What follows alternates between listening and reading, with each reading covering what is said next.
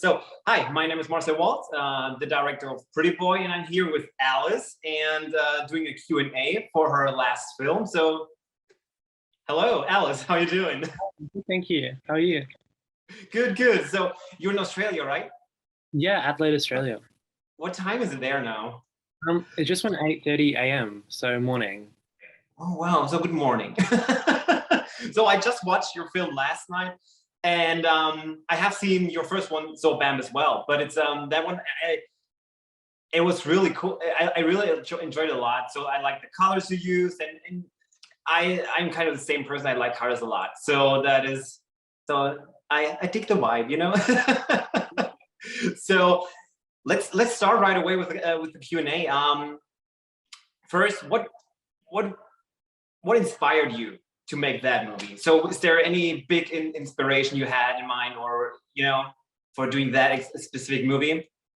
I think originally I was just going to do it as a short film after I did So Bam, but I was looking for a second like feature concept that I really like was passionate about, and because like obviously So Bam's like drag queens, vampires, very Yeah. like still camp and colorful, and this one's still very colorful and all that. But I wanted to do something a bit different, more dramatic, kind of like grittier, slashery, like not Rob Zombie, but like that Rob Zombie aesthetic. Just very dark and like punk rock kind of vibe. I totally saw that in the movie. Yeah, I just wanted to do something that was a bit stylistically and also thematically different, but still keeping with like very queer, very Yeah. but yeah. Okay, cool. Yeah, well, that worked good because I mean, I saw maybe the inspiration, the Rob Zombie vibe a little bit in it, which is good. So I'm a total fan of that kind of stuff. House of Thousand Corpses is one of my favorites. So and I totally saw that kind of style in it. So which is great. What was the most challenging thing making that movie or finishing the movie? So do you have anything in mind? Because as a filmmaker, I know there is something, yes, what is really challenging getting the budget, getting the right actors, whatever. So was there something on set or after, in pre-production, post-production, whatever? I mean, generally it's just like shooting within like the tight schedule because we did it like within 7, 8 days, which is always Oh, wow. yeah. I mean that's hard, but I feel like I've done it like once before with So Bam, so it was easier because it was the same crew to kind of just do it again. I think probably post production was kind of harder this time, just budget time, for making fun stuff. Yeah. Okay, so that's okay, cool. Okay. And you worked with, I mean, not in person, but you had you worked with Bill on that movie, right? So how was that? That was amazing. Like, I honestly didn't expect him to do it. Like, I just sent an email out. I was like, we have this part in the script if like he wanted to do it, and they got back super quick, and they're just the loveliest correspondence I've ever had with anyone. And I was like, wow, that's pretty. Because especially given like that whole Rob Zombie aesthetic was what I was going for, and it's like going for the Yeah, group. Yeah, that's cool. So he digged the vibe right away, probably, right? You sent him the yeah. script, or how did it work? Yeah, I sent him the concept to his agent, and then she spoke to him when they met in person, and I just sent along the script, and then he was like, "Yeah, I'll do it," and I was like, "Well, perfect." Well, that was easy. That's cool. So that's great. That's I mean, especially you're so super young, and that's cool to have that kind of an actor like him already in your second film. That's great. That's really exciting. So what do you think changed you? What was changed you a lot between So Bam and this one? So was there anything that you grow so much, or is there anything you realize? Oh, that changed a lot between those kind of movies, those two. You know what I mean? Yeah, I don't think so. I feel like I just knew what I was doing, like more confident as a person and a filmmaker, especially being comfortable with like the crew and everything, having known them, Yeah, like become friends with some of them from the first one anyway. So it was just a very like family vibe, which I think helped a lot, being able to be like confident. that's true. Yeah. Yeah. So that's another question. So I saw that you had a lot of same actors or people you worked with in your first film as well. So what was the reason to bring all those people back? Was it friends, or was it more kind of a thing you liked them as an actor or whatever? So what was the reason for bringing so many people back from the first movie? I mean, first of all, like Adelaide is super small, so it's not like there's thousands of actors here, but definitely. Well, when I was writing it, like I had it in mind, like certain people, like Iris, who played Harley in So Bam, like a very small role. I was like, well, obviously, like people really enjoyed them in So Bam, and I liked working with them, and they're like, I think you're really talented. So I was like, I feel like a bigger role would be fun. Yeah. And So you then kind of wrote the character specific for those kind of people, and that's the actors, right? That's yeah, I definitely had everyone in mind, a couple of options for sure. But then, like with Lisa, I saw her, like I did a minor crew role. She plays the lead angel, a few years back, and I was like, she's just like a really kick-ass actor, and I was like, I want to work with her. And then I approached her after. But yeah, nice. Okay, cool. It's nice to working with with people, or you already worked with them before, so because then you know the vibe on set, you know how they work, you know how to work with them together on set. So that's I love that to see that. That's nice. So and then the mask. yeah. That is a a really creepy mask, which is which is pretty much I loved it. So it's what is who designed it, or did have you done this? Was it have you did it by yourself, or the mask, or did you had someone who designed it, or So actually, the person who plays Dario Iris, they were actually production and costume designer as well for the film, which is pretty wild. So they designed the mask with their friend, oh wow. and then did all that stuff. Yeah.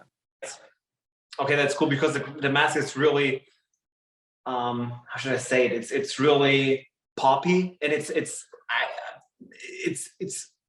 people would say, oh, maybe it's simple, but it's not. It's there's something really creepy with it. The eyes, the darkness, the white mask, the design of it. It reminded me of those old Chinese kind of masks, the Japanese masks a little bit, you know. And that I really enjoyed the mask. So that was cool. So what else? So oh yeah, so do you have what is your biggest influence in the movie industry? So like, is there any filmmaker like Rob Zombie probably who you think, well, that is I like his movies a lot, or something like that, or that's a big influence to me. I feel like definitely Greg Araki. It's like probably like my number one. He's not Oh, really cool. horror, but sci-fi drama, queer Yeah. vibes. Um, John Waters. I mean, this film's very like less inspired by John Waters, but just in general, I feel like that's a very me aesthetic. I mean, Rob Zombie for sure.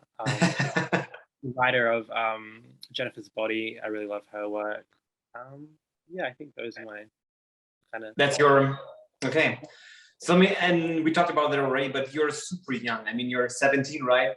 yeah. That is wild. That you're. I mean, it's good. It's good to start with that kind of age. So why film? So what brought you into that world?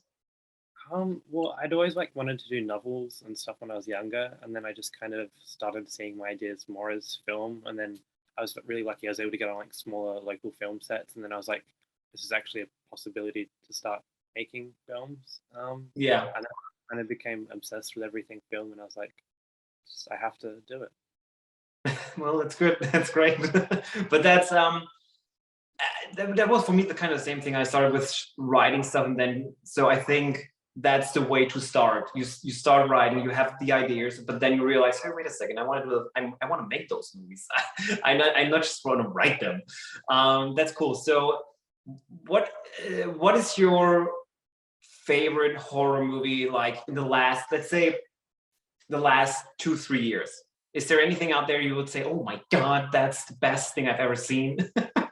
Wow.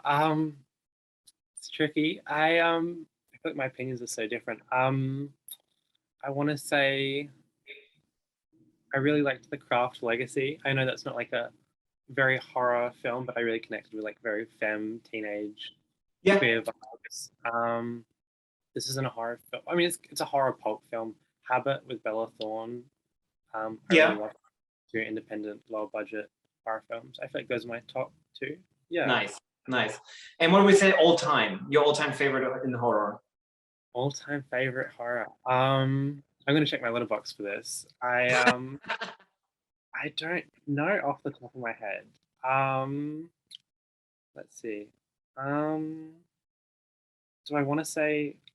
I feel like I want to go the Craft Legacy. I know that's a very controversial thing to say, but yeah, I want to go cry for Lucy. That's my final answer. Okay, nice. Yeah. Okay, I never thought you would, but that's interesting. Okay, but it makes sense now when people saw your movies that it doesn't make sense a little bit. So which is good. That's nice. So is there anything you want to tell the world or the people from Popcorn Frights? I mean, that's also a big deal. So getting a world premiere there, that's cool. So congratulations on that. Yeah. I don't know. It's just very crazy, and I'm very grateful to have it screen there. I just hope people enjoy the film. I'm sure they will. I'm sure. So it's did you so what's next for you? So after, I mean, you get a great release through Shudder, right? With your first film. That's a big deal. So that's congratulations on that. That's cool. So what's next for you? We're getting Girl Boogey out into the world a bit more. And then I recently shot my third feature. Yeah. I haven't finished, like we've barely started the edit yet, but that was like last month sometime. Okay, month. wow, cool. That's you can tell anything about it just a little bit, I feel like by the time this comes out, I feel like there should be a press release out. So I'll just it's more like a body horror sci-fi. Okay. But it's about a trans filmmaker, and I don't know, I think it's like my most personal film. I don't know, it's very slimy and gross, like there's some worm thing. But it's cool, it's different to your other two movies, so that's cool, okay? Yeah, and it's very, I feel like it's the most trans focused, like narrative wise, like it's about everyday trans drama, but also throw on the fact with like worms and evil men and just a lot of gore and good. Yeah, it's fun. Call me, that's great. I love it. Okay, cool. So I guess that's it. I think you told us all the interesting things about your movie and your upcoming stuff. That's great. So I hope the audience enjoyed that. And any last words? Any last words? I don't think so. Okay, good. So, well, thanks for your time and congratulations on your world premiere here on Popcorn Fright Fest.